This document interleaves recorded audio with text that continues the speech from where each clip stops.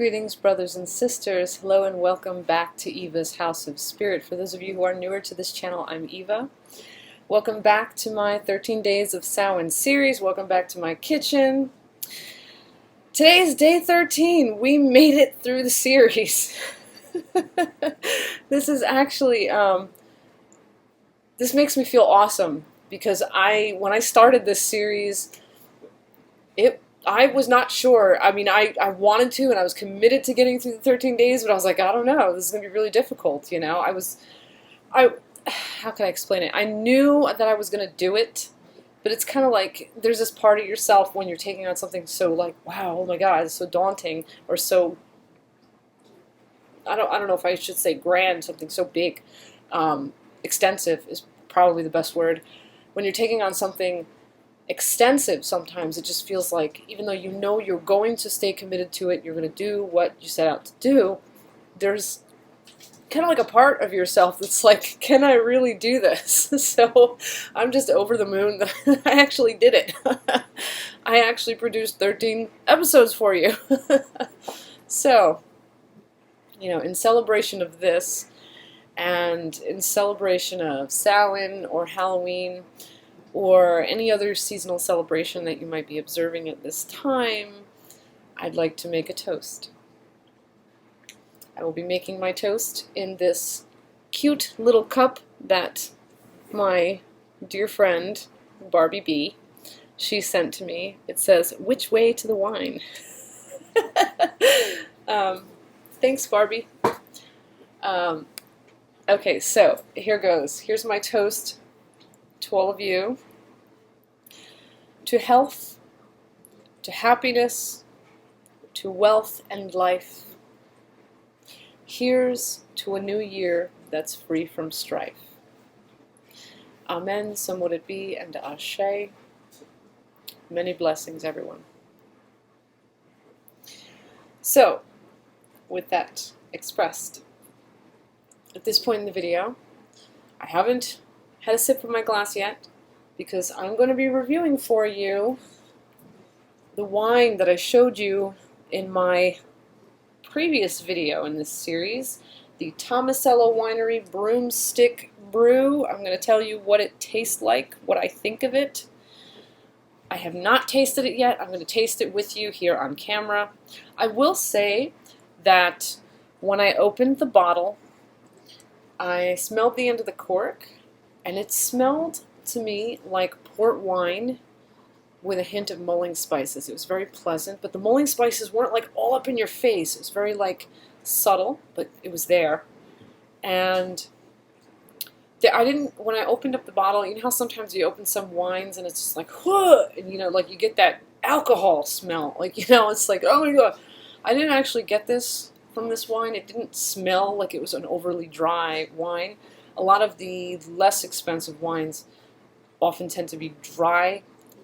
The term dry, by the way, for those of you who might not really be much into wine, the term dry means that there's like a heavy alcohol quality to it, but not like alcohol as in the kind that gets, it's not how much alcohol by volume. We're not so much talking about that. It's more the dryness factor is like it's like a taste, but it's a lot of times I think that dry taste comes from, maybe it's the quality of the alcohol, or maybe it's I don't know, because I've had you know, wines that had really high alcohol content that were not very dry tasting, but some of them, I don't know what it is. I don't know that you get this overwhelming scent of, like, for lack of a better way of putting it, alcohol, but it's not like the wine itself, you know what I mean? And when wines are dry, I mean, some people like a dry wine. I personally don't like a dry wine. A dry wine, it's, how can I describe the flavor?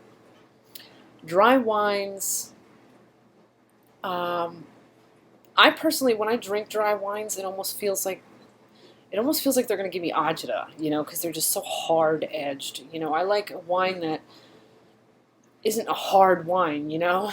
It's hard to explain. If you haven't actually drank much wine, just judging by what I'm saying might not fully illustrate for you what I'm trying to express.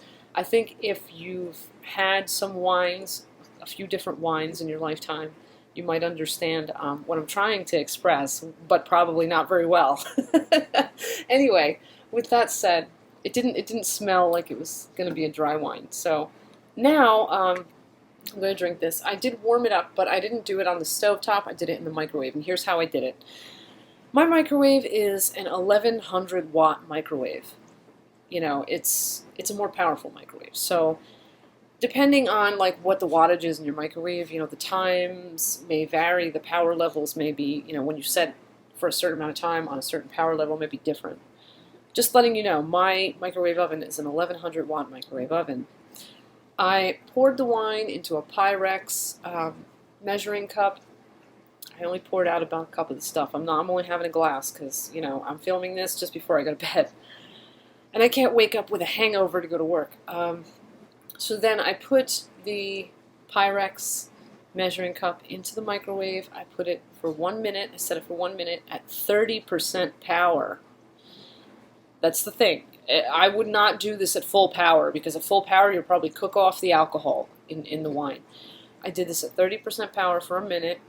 Then I took out the measuring cup. I dipped my finger a little bit in the wine and I felt the measuring cup. It was just like a little warmer than room temperature. It wasn't really very warm at all. So I said, okay, I'm going to hit it for 1 more minute at 30% power. Now I feel that it's nicely warm when I hold my wine glass. I definitely feel a warmth coming off of it, but it's not hot. You know, again, I didn't want to cook off the alcohol in the wine because then what's the point of drinking it if I'm not going to get a little buzz on? So here we go. Let's taste this. Let's see how this tastes.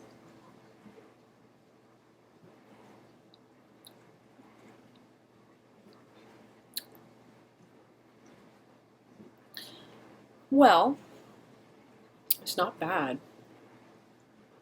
I do kind of taste a little bit of the spice, but it's very subtle.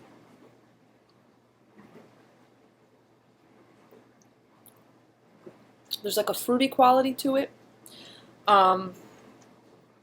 There is a noticeable like alcohol, what can I say, alcohol content to this, an alcohol amount in this. It's not really dry, but you do taste a presence of alcohol, you know. How can I explain it?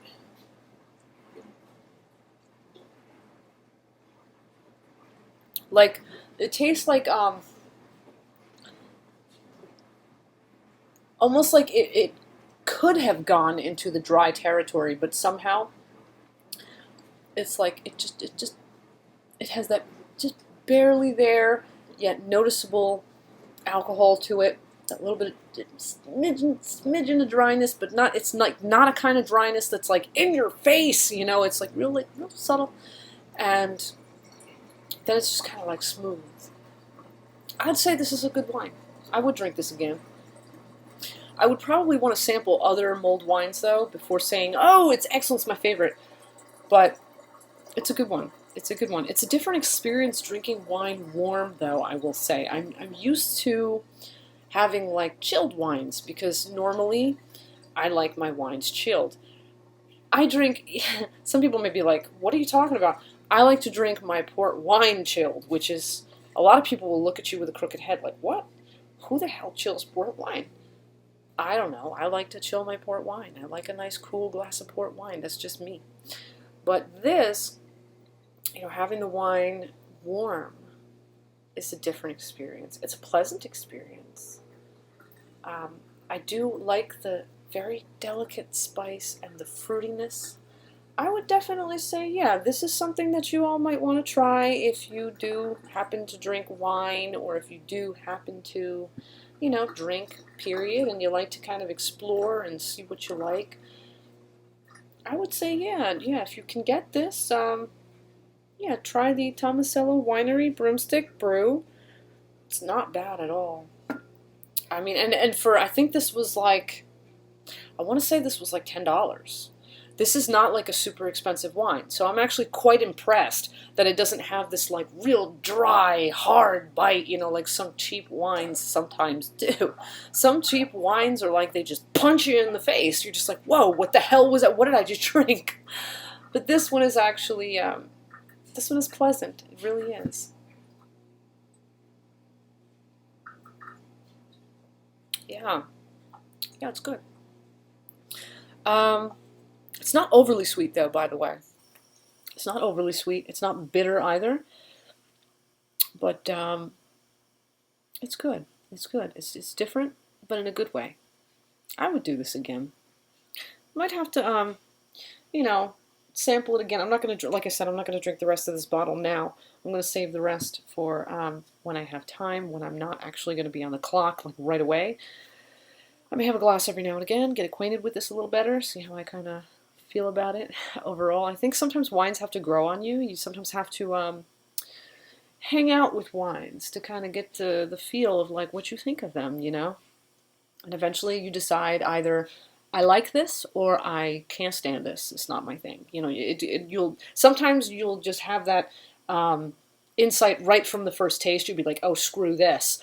Like sometimes you'll have that insight from the first taste of a wine. You'll say, oh my God, this is amazing. I love it.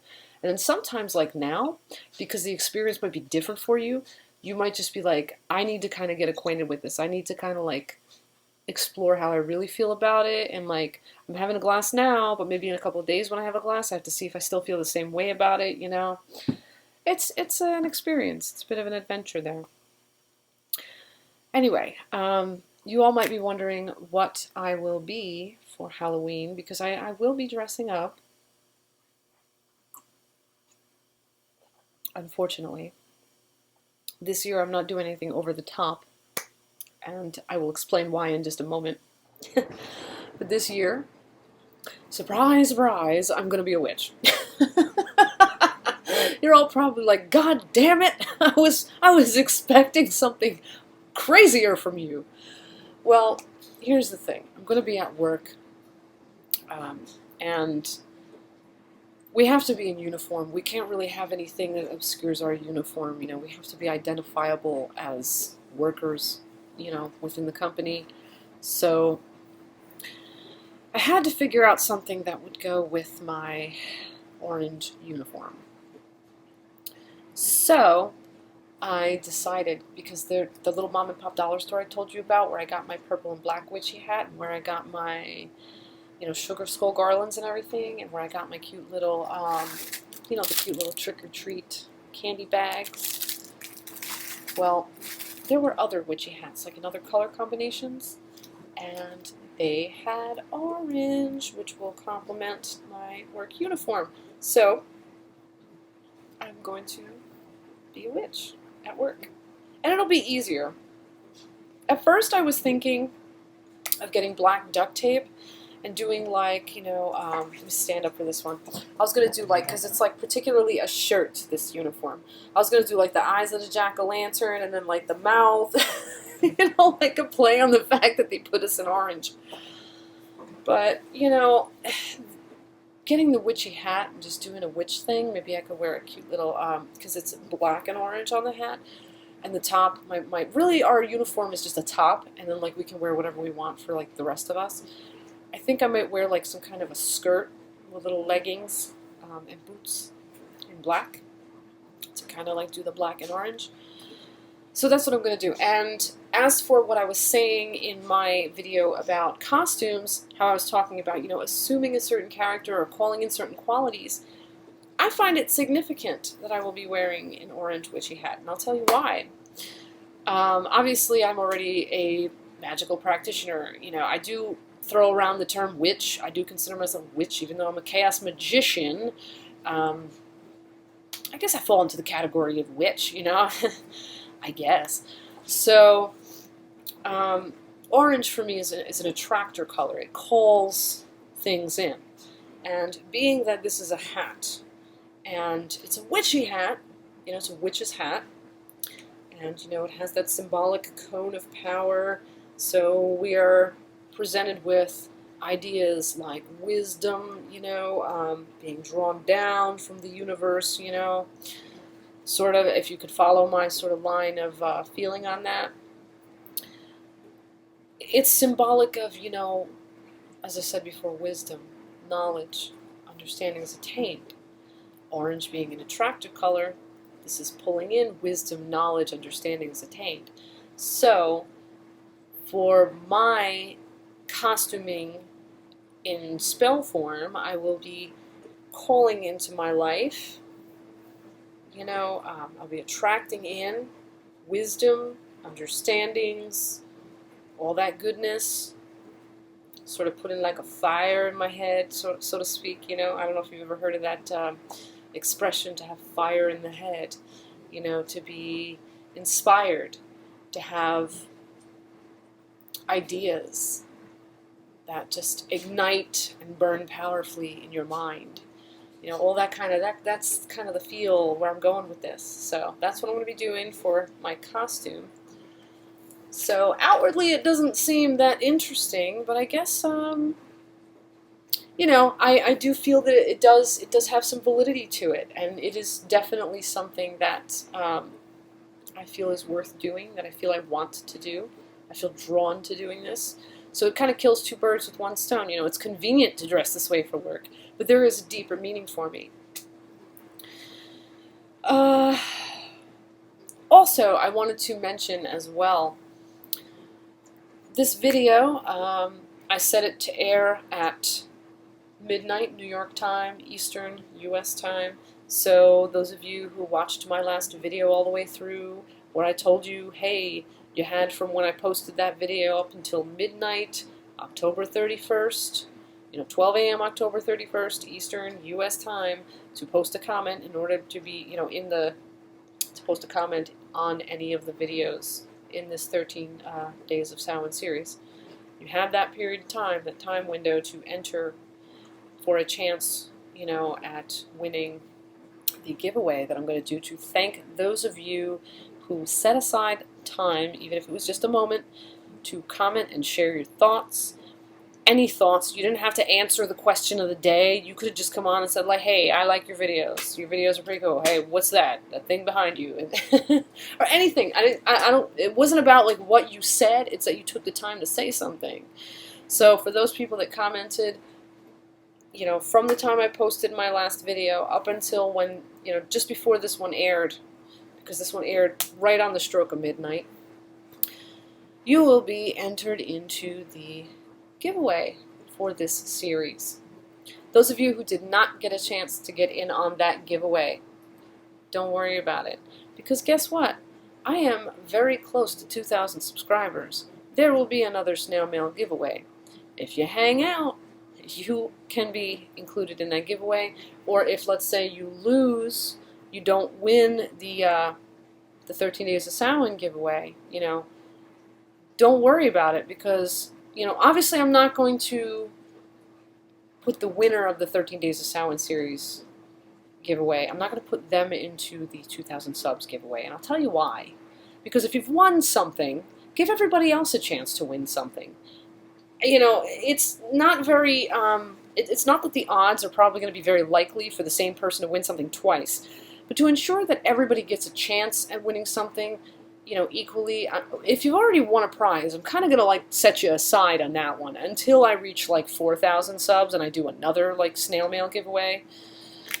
Then that person can come back in, on that. But I'm trying to be fair, and I'm trying to be real, So it is what it is. But yes, those of you who are entered in the 13 Days of Samhain series giveaway, may the odds be ever in your favor. Sorry, I'm just flipping my notes page. I took some little notes just to keep me on track with what I wanted to say in this episode.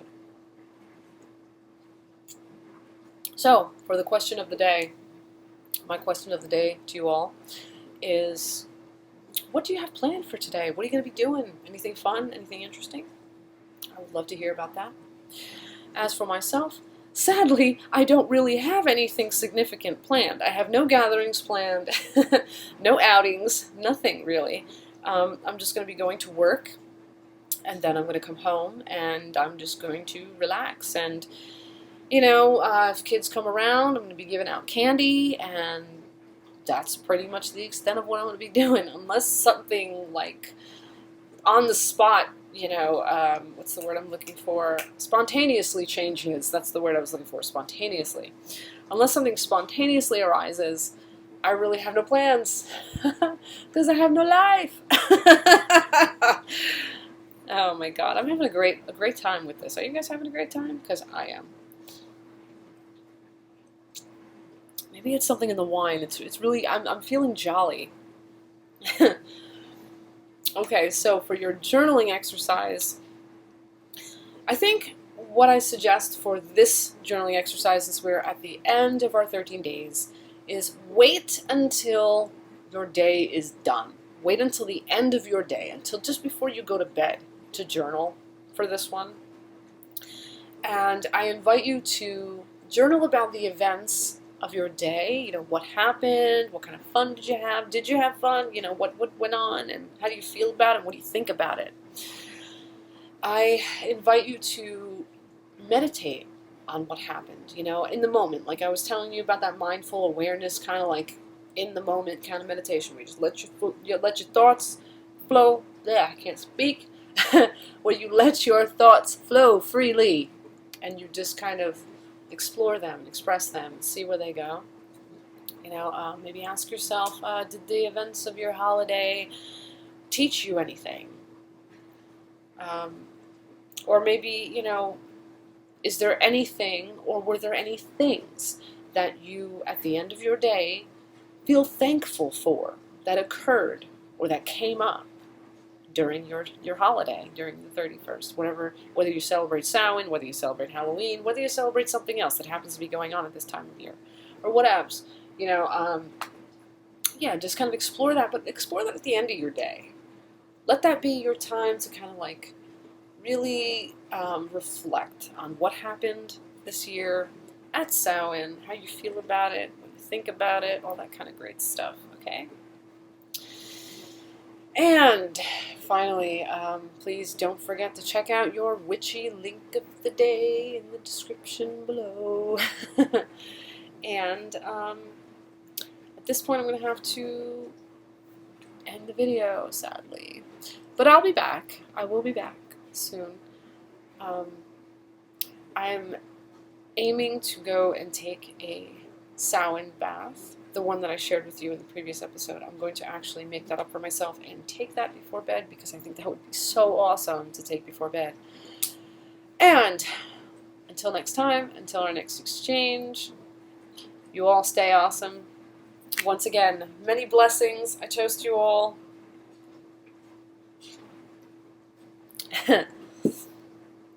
Blessed be an ashe. And bye-bye for now.